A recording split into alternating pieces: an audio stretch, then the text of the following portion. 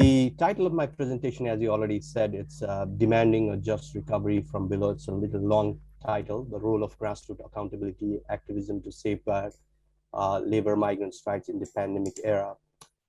And this is obviously, it's not just my project, it's a very much a collaborative project that I'm working with Flora Cornish, who's based at the London School of Economics, who was my PhD supervisor. And then we have Kripa Bosnet and Narayan Adhikari, who is based in Nepal, and both of them work on issues of labor rights and also accountability. And I have had a long-standing sort of working relationship with them. And some of the other colleagues have, I'm very pleased to see some of my other colleagues from Nepal also joining today. One caveat before I just start the presentation is this is very much in an early stage of development. Project was funded by the Atlantic Equity Challenge, which is based at the International Inequality Institute at the London School of Economics. So we got funding for this, I think, in September. And so things are really an early stage. We recently got the ethics approval for it. I was in Nepal recently to talk to my colleagues, and so we've kind of finalized the field sites and some of the other logistics. So I won't be presenting any, I'm afraid, any concrete data today, although I'll be presenting some general themes that are emerging from our interaction. But this is very much a participatory, and I'll talk about that further, very much an applied and participatory project. And hopefully today will be an opportunity, because I admire the work of Rod, Thea, Delu, all of you, your group, and hopefully it will be an opportunity to get some feedback as we move ahead with the data collection process. So moving on to the specific content. So just to give you a general context of the research, as you know, the COVID-19 is hardly a great equalizer, as many people have sort of kind of predicted or proclaimed at the beginning of the pandemic. We've seen that the pandemic has really disproportionately affecting certain groups, and particularly labor migrants and informal workers across the world, and but that is particularly pronounced in the South Asian context. In Nepal, this is particularly relevant because much of Nepal's economy is run on remittances that are provided by the labor migrants working in the Middle East and Southeast Asian countries. Almost 1/3 of Nepal's GDP comes from remittances. So this is really an important issue, not just economically, but international labor migration also forms a very important part of Nepal's socio and political fabric, and particularly in the last 3 decades, it has been really important. So in the COVID context, this has really exacerbated the hardship facing international labor migrants, but also cross-border migrants, meaning migrants who go to India on a seasonal basis to work. The COVID, there are certain decisions that have been taken by the state in the wake of the COVID-19 that have particularly impacted the lives and livelihoods of labor migrants. And one was the abrupt and one-size-fits-all lockdown that was implemented without much notice to the labor migrants in March 2020. That was in the beginning of the pandemic, which really kind of violated the basic freedom of the labor migrants to return to the country. As you can see in one of the pictures here, people were stranded in the border, along Nepal and India border here. It also, labor migrants had to also face further hardship in the sense that they were really, when they came back to Nepal, and also in the border area in India, they were put in really overcrowded and ill-maintained quarantine facilities, and that further fueled and exposed them to the infection. So that was there. There were also other issues related to stigmatization and discrimination of labor migrants, returning migrants when they came to Nepal. So in one of the pictures that you can see at the bottom of the slide here, there's a healthcare worker, health workers seen kind of red marking a house of a returning, apparently of a returning migrant, as a way of contact tracing. So this kind of action, this kind of activities by the state, with really limited scientific evidence and logic, has also really subject the migrants to extreme form of stigmatization and discrimination in the community. But that be, sort of a very, in a way, depressing situation and tragic situation that has been brought by the pandemic. There are also some really interesting, if you look at it from the socio-political kind of lens, which I'll talk more about it in a minute. So there's a lot of interesting sort of things that have happened in the wake of the pandemic. One is the activation of various forms of migrant networks and mutual aid books, mutual aid support groups. Particularly, they are aimed at helping migrant workers get repatriated from the destination countries, people who have been losing jobs, people who have had their job terminated or visa expired, who face deportation. So there has been really the activation of migrant workers in the destination country, but also in Nepal, to helping those people out. There are, interestingly, various forms of protest, which is really interesting in the pandemic, that has been led by, some of them are actually led by the migrant workers themselves. So one of the pictures that you see at the bottom here, this is the demonstration that is being held by labor migrants outside the Nepalese embassy in UAE, just basically asking the embassy to help people get back to the country. So that is kind of the other picture that you can see here is the one where people are actually defying and really just not complying with the government regulation to stay in a certain quarantine facilities, calling them as really dismal, those kind of health. So people are really running away. They're resisting those kind of quarantine facilities that have been implemented by the government. There's also sort of kind of wider forms of protests that are happening, and this was in 2020 summer, led by youth activists. Some youth activists undertook like hunger strike, and they also organized, as you can see in this picture, socially distanced protest against the government's really slow and unprepared response to the pandemic. And this was not particularly targeted to the welfare and rights of the migrants, but nevertheless, this was very important. And this one interesting thing about this was this led to a 12-point government to listen to this protest, really. And then that led to government kind of reaching an agreement with the protesters, a 12-point agreement, in which one of the points was to really to focus on much more kind of social justice approach to the pandemic. So those were mostly like sort of informal and more spontaneous kind of activism and advocacy that we saw in the wake of the pandemic. But there are also like some more formalized response, and these are some examples here. One is, there were petitions filed by legal activists and advocates for labor migrants. And that the Supreme Court responded to that petition by the legal practitioners, saying the government has to do whatever it can to kind of bring back the stranded migrants from the destination countries. So before that, government was not doing much to really repatriate the labor migrants. So this was one really milestone decision that was made by the Supreme Court.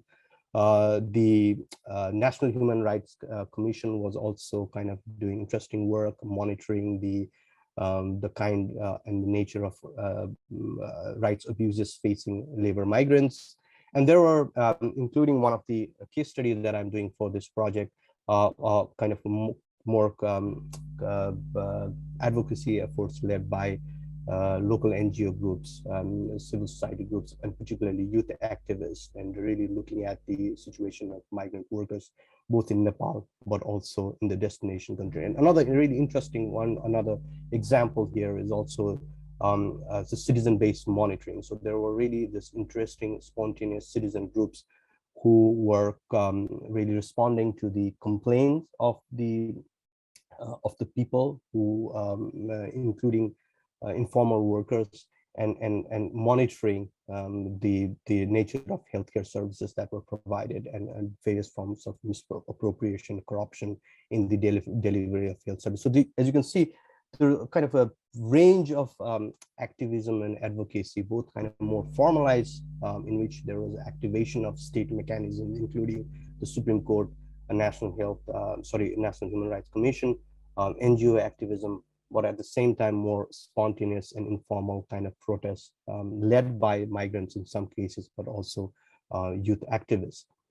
So what then, as a researcher, as a scholar of disaster, and particularly disaster politics and disaster governments, what does this mean for the scholarship on disaster? So for this particular project, we are kind of looking at a number of different theoretical inspirations or clues.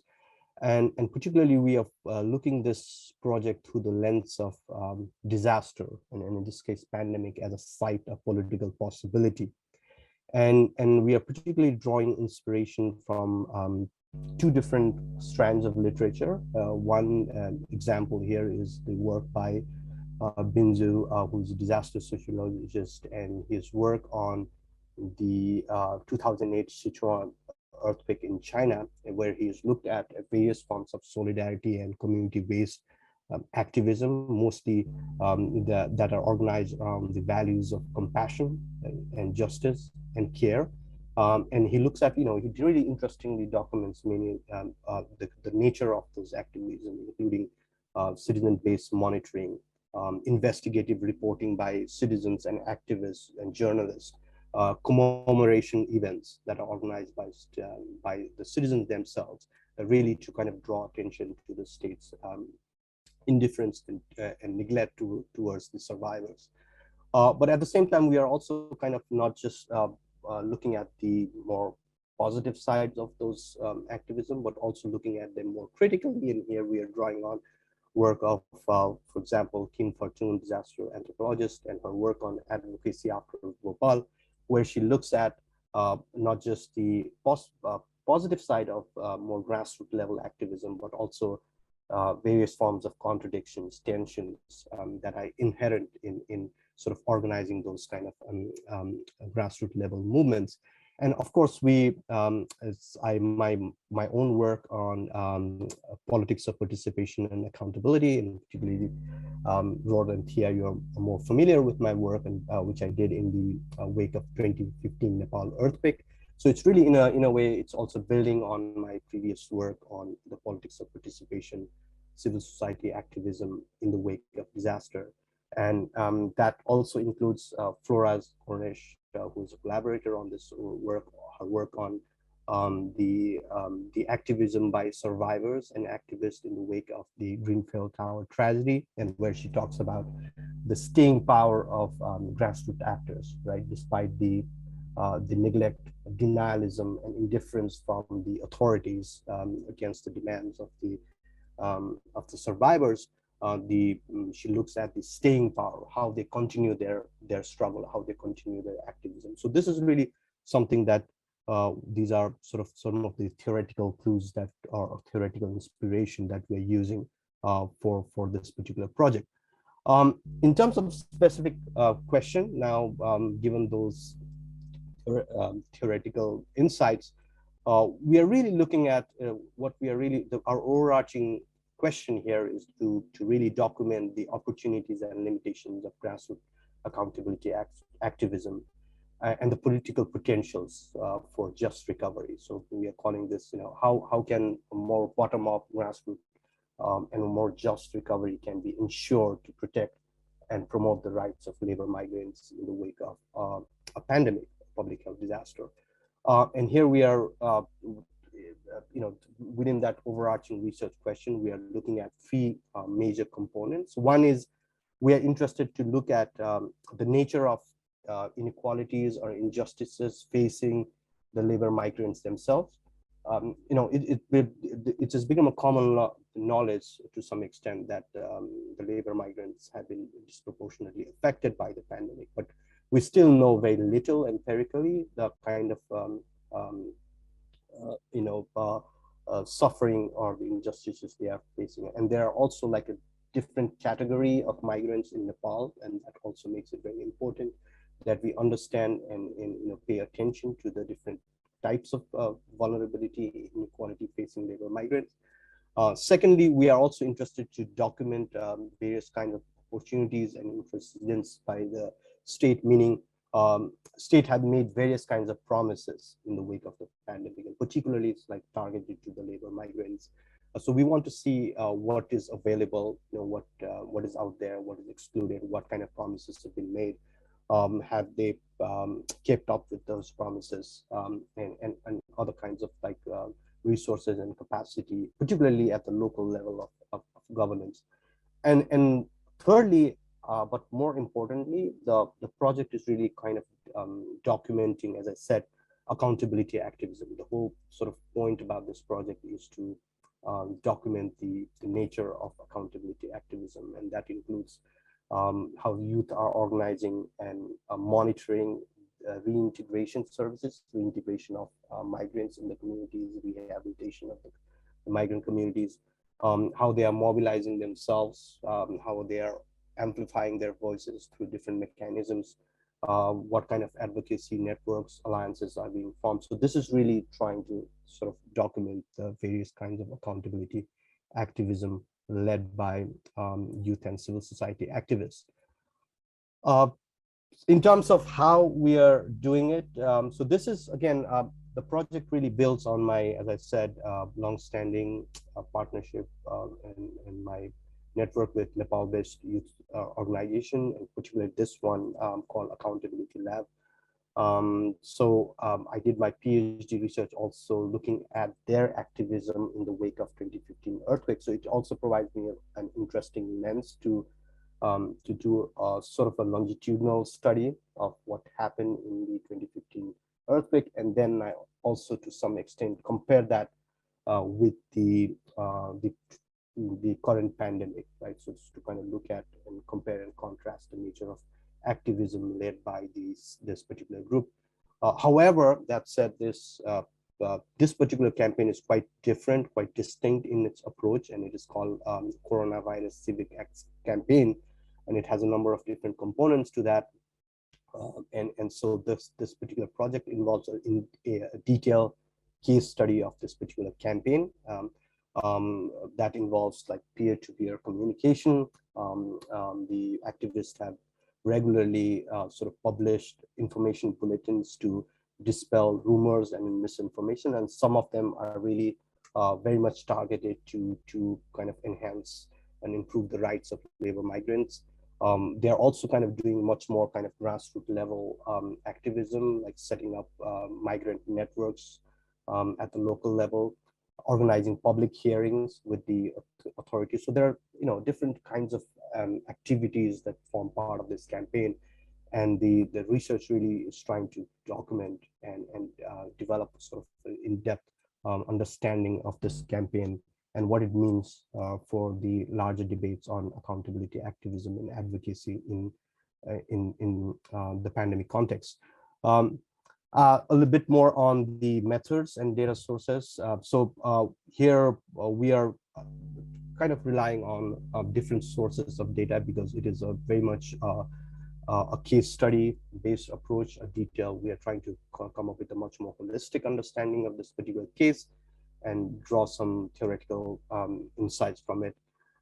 So we are, one is, as I said, in line with the aim of the research to understand the intersecting nature of inequalities facing labor migrants. We are interviewing, and this is kind of a narrative interviews that we are doing with labor migrants and really trying to capture their voices, their experiences of coming back, returning to Nepal, the kind of problem that they face, their experiences with the state, their expectation of the state. So those kind of things will be captured.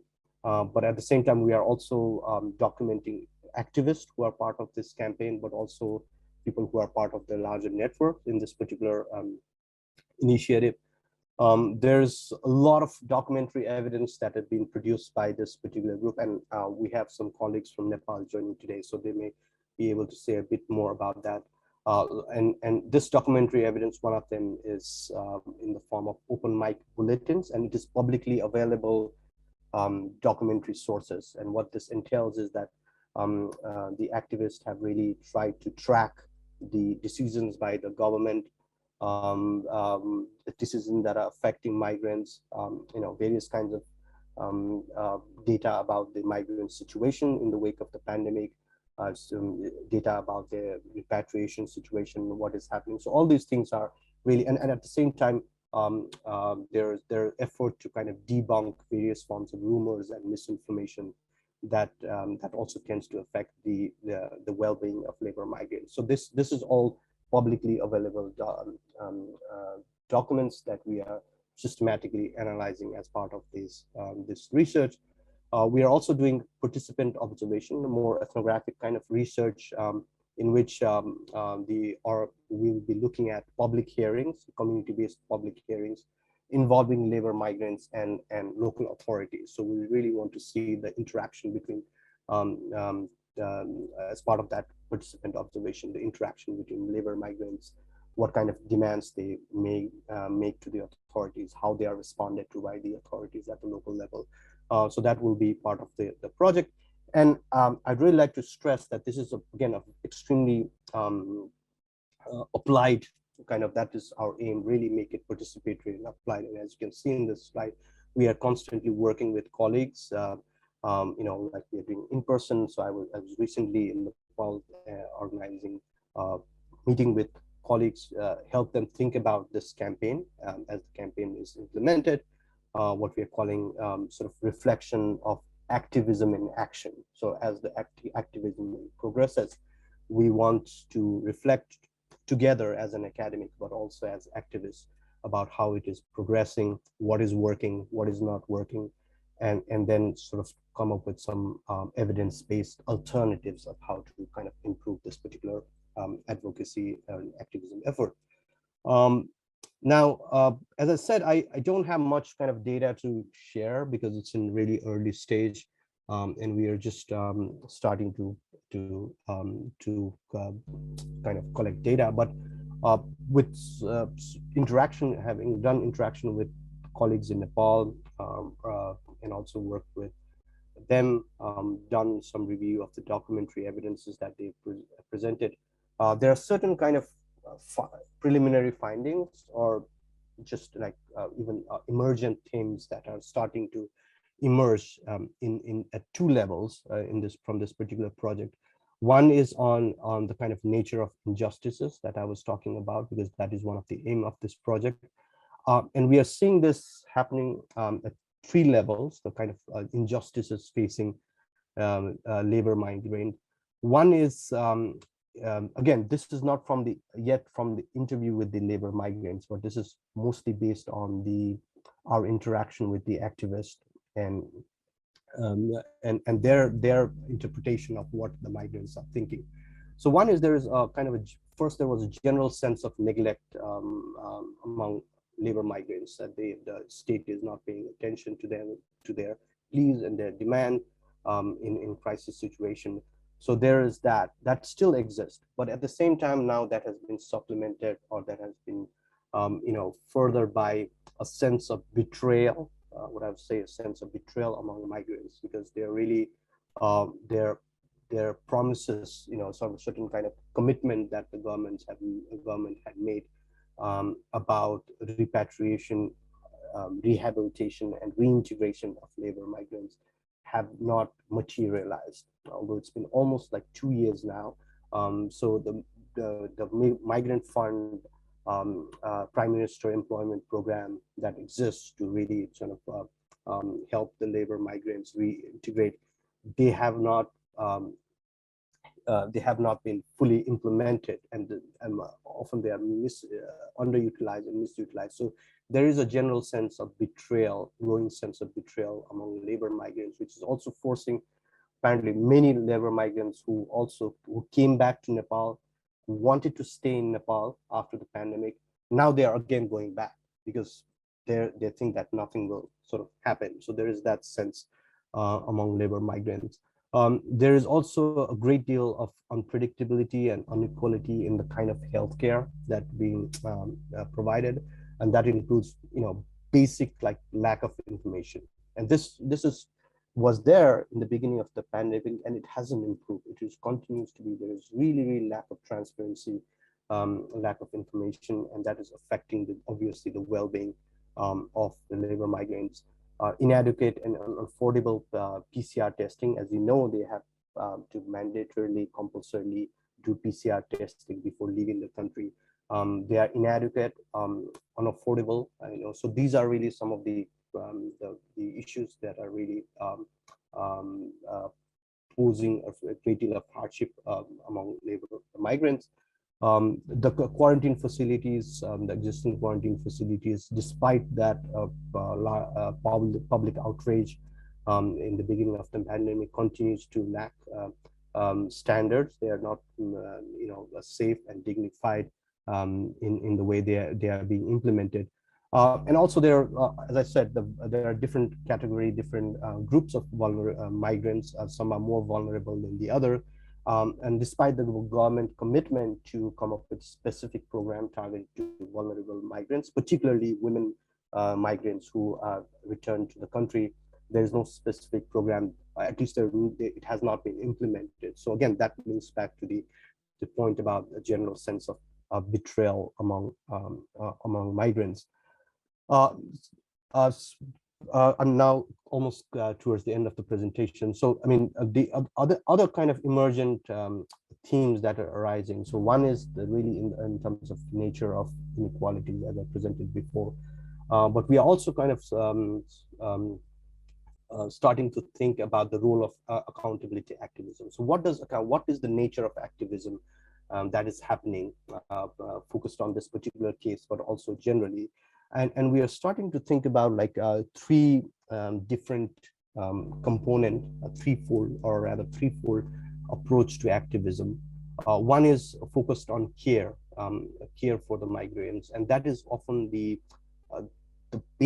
fundamental source of activism that has happened in the wake of the pandemic, involving peer-to-peer communication.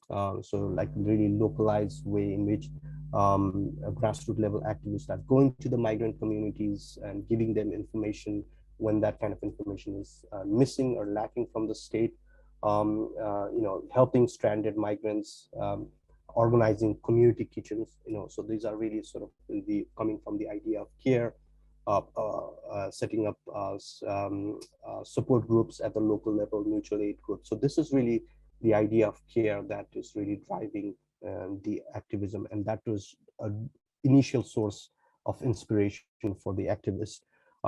Second, there is a sense of collaboration with the local authorities. So there is, as one activist pointed out, blaming the local government is not enough. Of course, the government is not doing enough. People know about that, but there's a lot of negativity surrounding that. But there's also a general sense that the local government don't have enough power. They have not been given enough resources by the central government, and in many cases they are doing their best given the limited resources they have. And so really this activism in many cases is really collaborating with the local government in very specific kind of project, like helping document the data on returning migrants, because often the local governments don't even have data on who is returned, what kind of demands they have. And so these are some of the ways in which the collaboration has been forced between the activist and the local government. Finally, it's also not limited to collaboration and care, and it's also demands confrontation, and often this is with the central government, because the central government has been really seen as lacking, and really what I said about betraying, the idea of betrayal, in terms of introducing new policies and programs for the benefit of labor migrants. So The activism in terms of confrontation is really about organizing protest, demonstration around right to health and social justice. So really keeping that idea of social justice and right to health, that idea and that momentum going. So that is really what they're doing. Monitoring, exposing government decisions, indecisions, tracking, as I said, tracking promises and betrayal. So really this also involves being vigilant, it really at not just at the local level, but also going beyond local level, but also at the national level, tracking the promises and failures of the government. So those are really sort of more confrontative kind of activism involving this particular initiative. So this is really more specific, and in terms of like our now this is my concluding slide. As I said, very early stage, but we are starting to think about so what it means, like really what it means for not just the scholarship, literature on disaster, but also about practice and advocacy in the context of disaster. And I'm really thinking about this. Is one area we are focusing is obviously we are looking at it through the angle of care and justice as a theoretical framework, but we are also kind of thinking and going beyond that. And now I'm drawing on this really, work, very interesting work by Rebecca Telscott with a book that came out last year on the idea of arbitrary state. It's done set in Uganda. It's not a disaster related literature. Nevertheless, it is extremely interesting to look at how institutionalized form of arbitrariness, arbitrary decision-making process takes root, and that becomes institutionalized, and that is a form of a kind of what she argues a modern authoritarianism.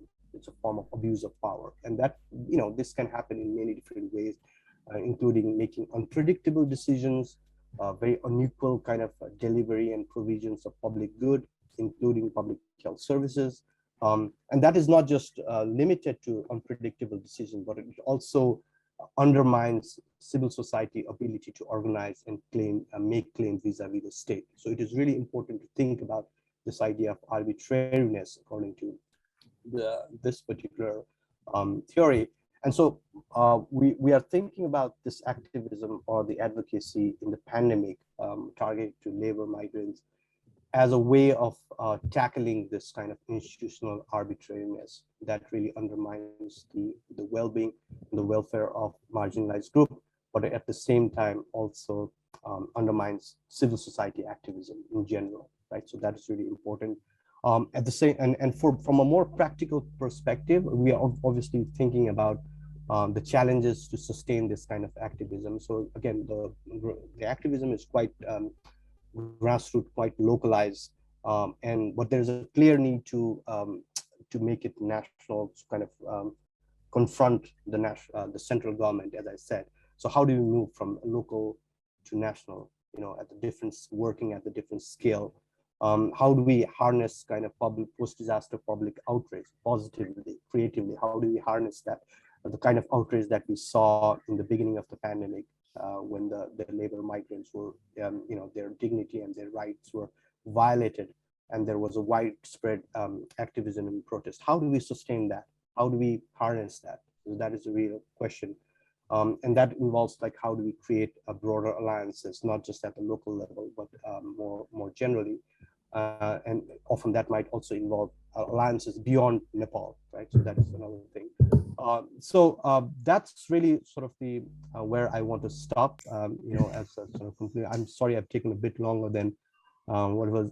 And here's a brief acknowledgement, including the my partner organization in Nepal and the funder, Atlantic Equity Challenge, and some resources that used for the presentation. So I'll stop there, and I'll be happy to hear your feedback and questions. Thank you so much.